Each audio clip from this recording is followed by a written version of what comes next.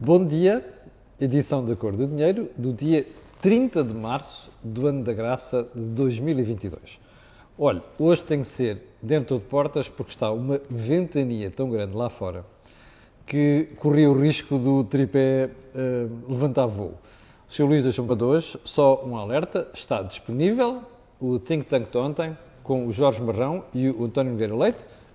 Joaquim Aguiar ainda não está de regresso. E onde fizemos uma interessante viagem para explicar algumas das posições e a situação que a oposição está. António Nogueira Leite, que participou de perto daquilo que foi as opções do PSD nos anos mais recentes, fez ali um interessante percurso histórico para percebermos porque é que não existe oposição hoje em dia. Vale a pena ver, está disponível. Hoje vamos ter o dia D. Como sabe, vem sempre à segunda-feira pelas 21 horas, mas esta semana, por dificuldades de agenda de um dos participantes no painel, passou para esta quarta-feira.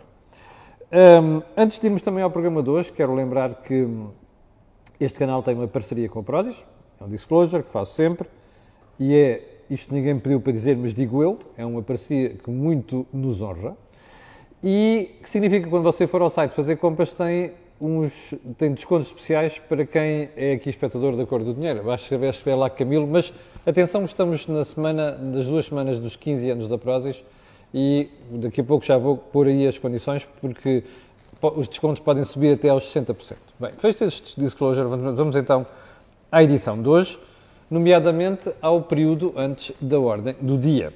E vamos começar por onde? Pelo novo presidente da CMVM. Novo quer dizer, já tem aí uns mesinhos. Gabriel Bernardino vai deixar de ser presidente da CMVM. Ao que tudo indica, por razões de saúde, problemas que já tinha, mas que se agravaram e que agora complicam o exercício do cargo. Compete comentar uma coisa. A CMVM é um dos organismos de supervisão mais importantes da economia. Não é bom que estas coisas aconteçam, de olhar com algum cuidado, com alguma atenção, para aquilo que é a forma como os supervisores, os reguladores, regulam esse mesmo mercado. Ora, o que se pede aqui é estabilidade e clareza de decisões.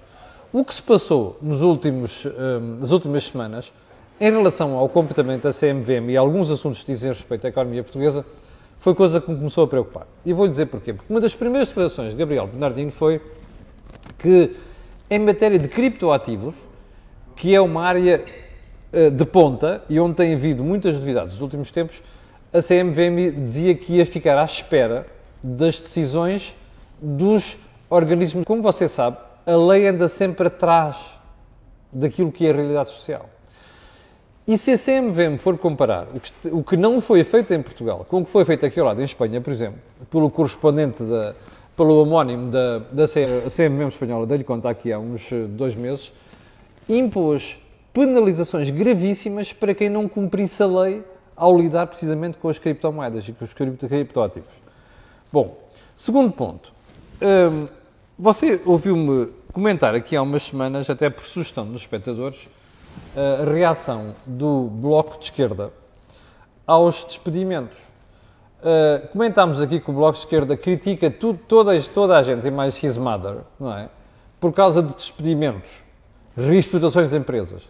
Mas o próprio Bloco de Esquerda, confrontado com uma quebra brutal de receitas, porque encolheu bastante nas urnas, o que é que aconteceu? Foi obrigado a começar a fazer despedimentos. E isto tem sido motivo de alguma paródia e houve um espectador que, antes de ontem, me chamou a atenção para declarações do Dr. Fernando Rosas, que é um dos fundadores do Bloco de Esquerda, um historiador com uma inclinação muitíssimo à esquerda, que eu às vezes tenho dificuldade, inclusive, em comentar, mas alertou-me umas declarações que ele terá feito e que, entretanto, foram reproduzidas no Jornal Público. Eu vou-lhe passar aqui para você perceber a lata que tem a malta de esquerda, que é, faz o que eu digo, mas não faças o que eu faço. Olha, escute bem esta passagem, ok? Que até foi a espectadora que me enviou. O espectador, perdão. Ouça bem isto. Quando há uma queda de votos como houve agora, e isso significa cortes muito significativos no financiamento, e, portanto, é claro, não podemos, o Bloco vai ter que dispensar a colaboração de muitos camaradas que No entanto, sabem que isso é assim, mas para manter um corpo de funcionários, sedes abertas em todo o país, não se tem financiamento ou não se tem. Quando não se tem, fecha-se. Quer dizer, quando os militantes do Bloco são convidados para tarefas de caráter profissional, sabemos, isso é claramente discutido com elas. Toda a gente sabe como é que isto funciona. É preciso recuar e é preciso adaptar-nos às dificuldades. A sério? Então, espera aí. O Bloco abre delegações e sedes por todo o país. Tem dinheiro para pagar isso. Mas quando contrata as pessoas para essas sedes e delegações, avisa essas pessoas, palavra do Fernando Rosas, avisa essas pessoas que é preciso haver dinheiro para pagar aquilo. E, portanto, as pessoas sabem que se deixar de haver dinheiro vão para o olho da rua. Para aí.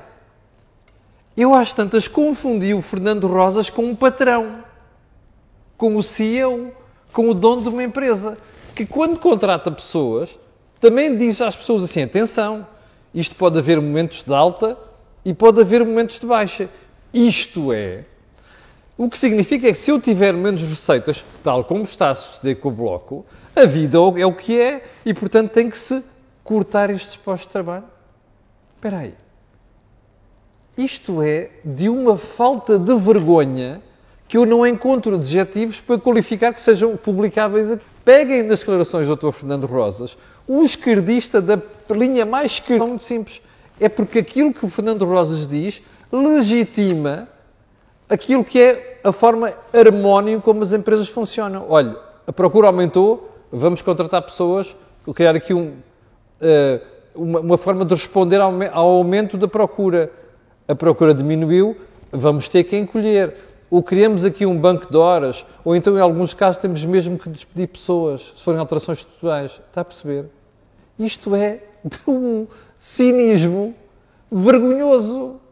Espero seriamente que os patrões passem a utilizar este discurso de Fernando Rosas para legitimar aquilo que é o problema que acontece nas empresas portuguesas.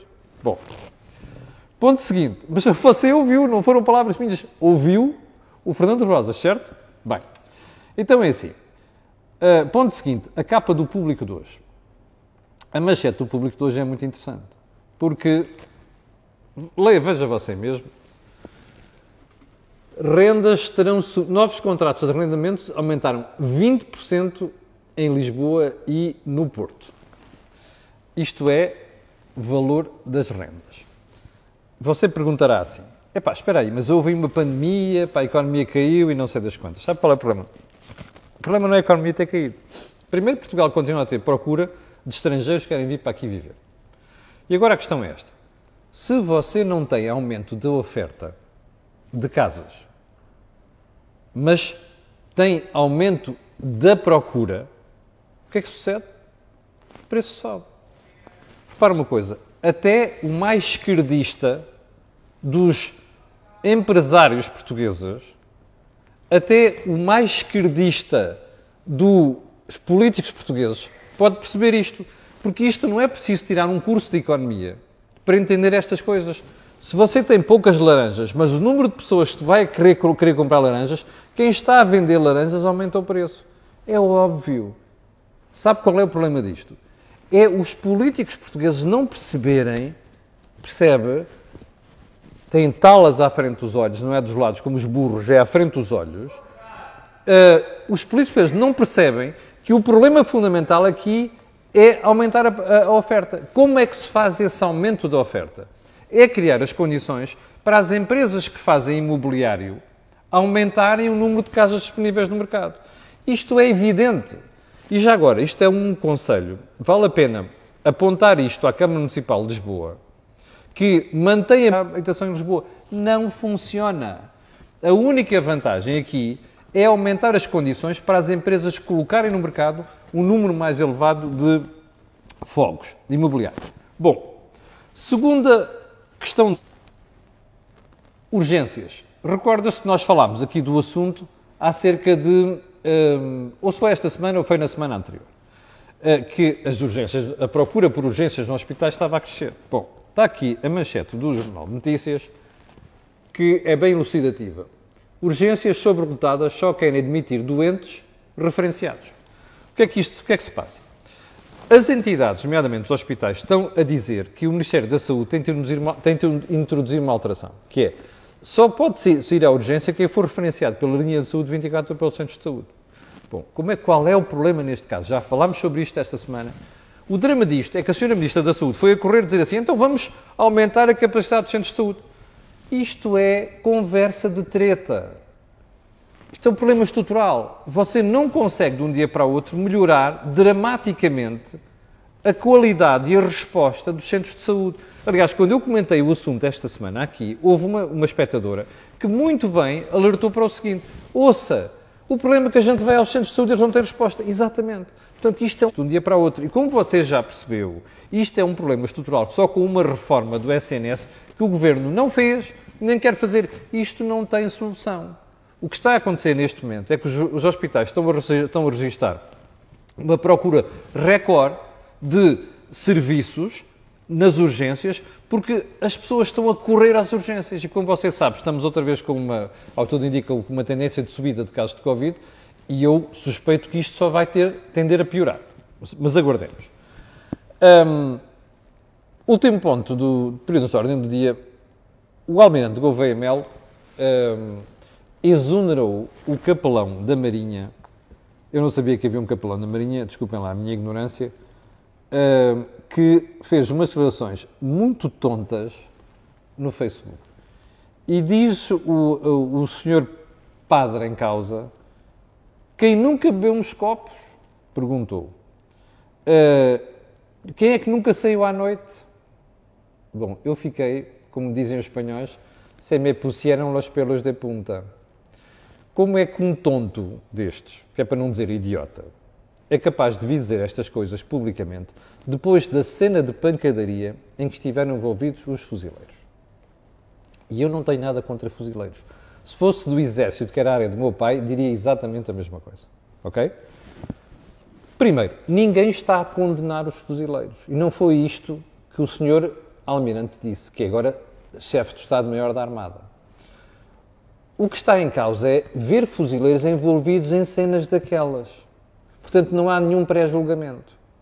O que o Sr. Almirante disse foi que não queria arruaceiros na Marinha, porque aquilo traía o sentido e o dever dos fuzileiros. Bom, parece que isto não caiu bem a algumas franjas dos fuzileiros, que é uma esquisitice, é uma estupidez.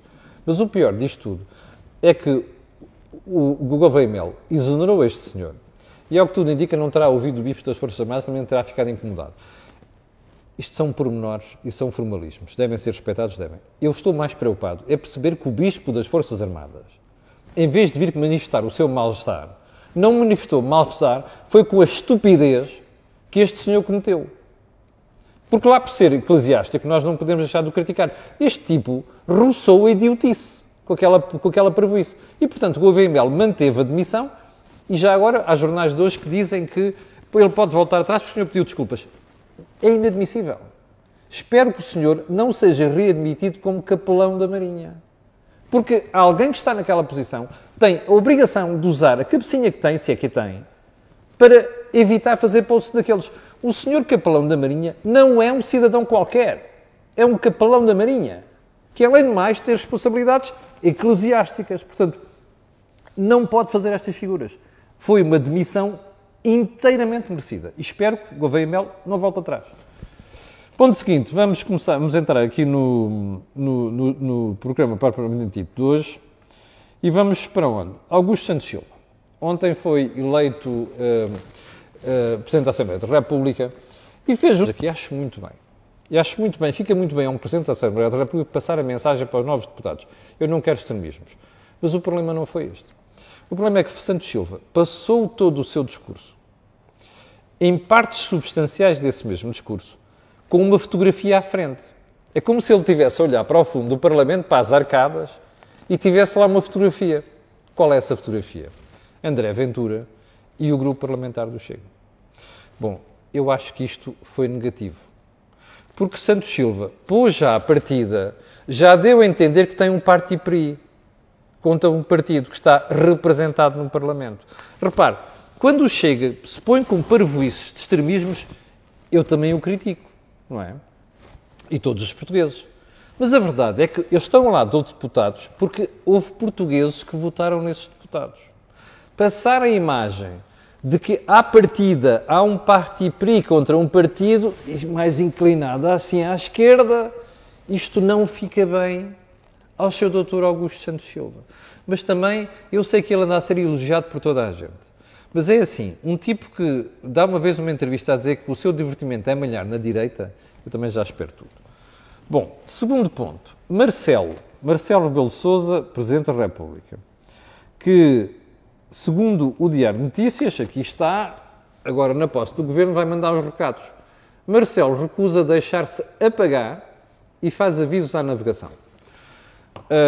Eu acho que o senhor Presidente da República chegou tarde ao baile, porque é assim, Marcelo deixou-se apagar há 7 anos ou há 6 anos.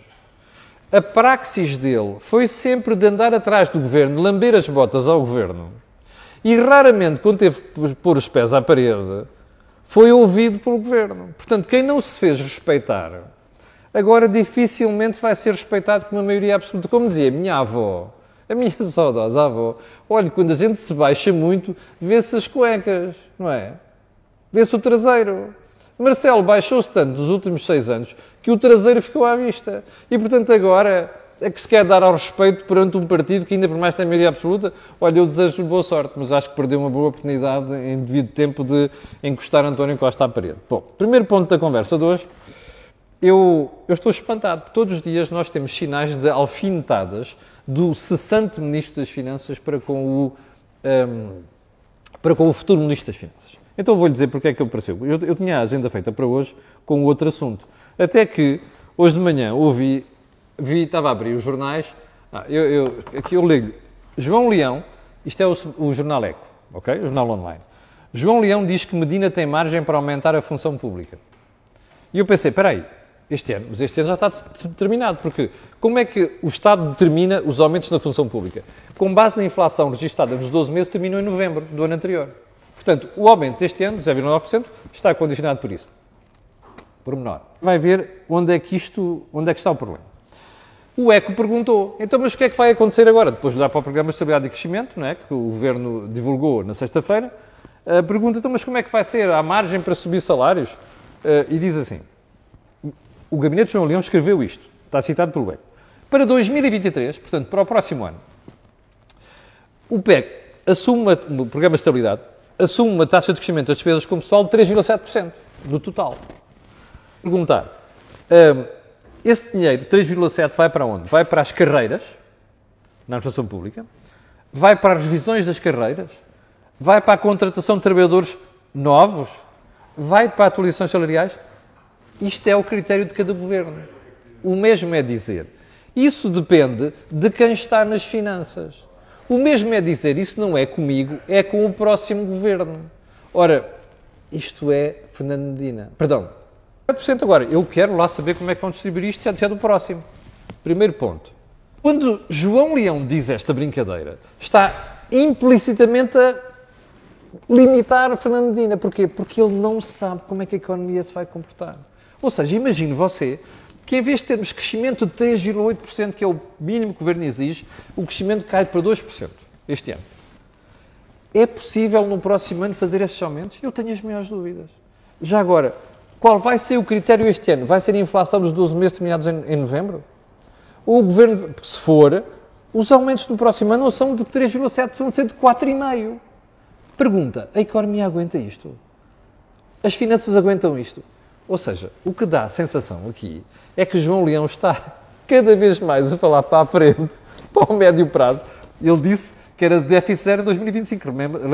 Lembra-se disso? Bom, agora diz, não há espaço, 3,7. 3,7 é uma pipa de massa. Agora, como você sabe, uma coisa são aumentos salariais, que é o aumento nominal, você ganha, imagine, 7.500 passa para 7.700. Outra coisa é a massa salarial. Porquê? Porque é a revisão de carreiras, é como é que se diz, as promoções, tudo isto conta para a massa salarial. Ele está a falar de coisas diferentes. Bom, para o público, a mensagem não é esta. A mensagem é, há 3,7% de possibilidade de aumento. Sabe o que é que vai acontecer? os sindicatos da função pública vão andar nos próximos meses numa fona a dar cabo de juízo ao Governo por causa desta matéria. Portanto, isto cheira-me, il mio naso, cheira-me mais uma alfinetada de João Leão em Fernando Medina. Mas, oportunamente, daremos conta disso. Bom, eu tinha colocado como motivo principal de hoje de conversa, aliás, na sequência do programa de ontem, a atitude do Conselho de Finanças Públicas. A história estava ontem no ECO. O Conselho de Finanças Públicas foi confrontado por... Então está agora um programa de estabilidade e crescimento. Vocês vão... É o que o Governo vai apresentar em Bruxelas. Vocês vão analisar isto. E o Conselho e o CFP diz não. Eu, quando lhe para aquilo, não é possível. Mas tem toda a razão. E já lhe vou explicar porquê. Eu não tinha percebido isto e peço desculpa. Foi falha minha e não devia ter acontecido, assim como da comunicação social. E ainda bem que nós temos CFPs em Portugal.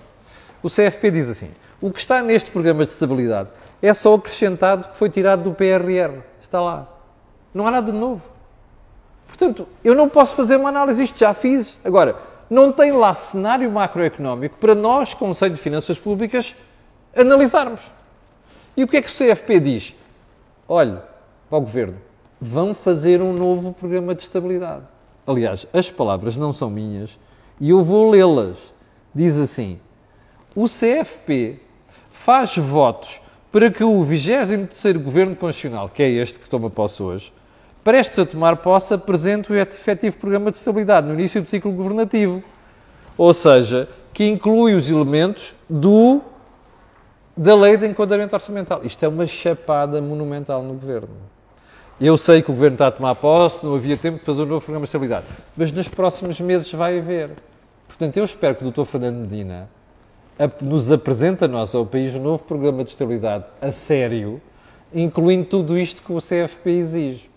Olha, e tinha aqui mais coisas para comentar hoje que não vou poder, porque já ultrapassei largamente o tempo, mas vou deixar para amanhã. Inclusive, dizer-lhe que no ano passado, mais uma vez, o Governo disse que ia investir 6 mil milhões de euros e investiu 5.300 milhões de euros. Mais uma vez, não cumpriu aquilo que prometeu em matéria de investimento.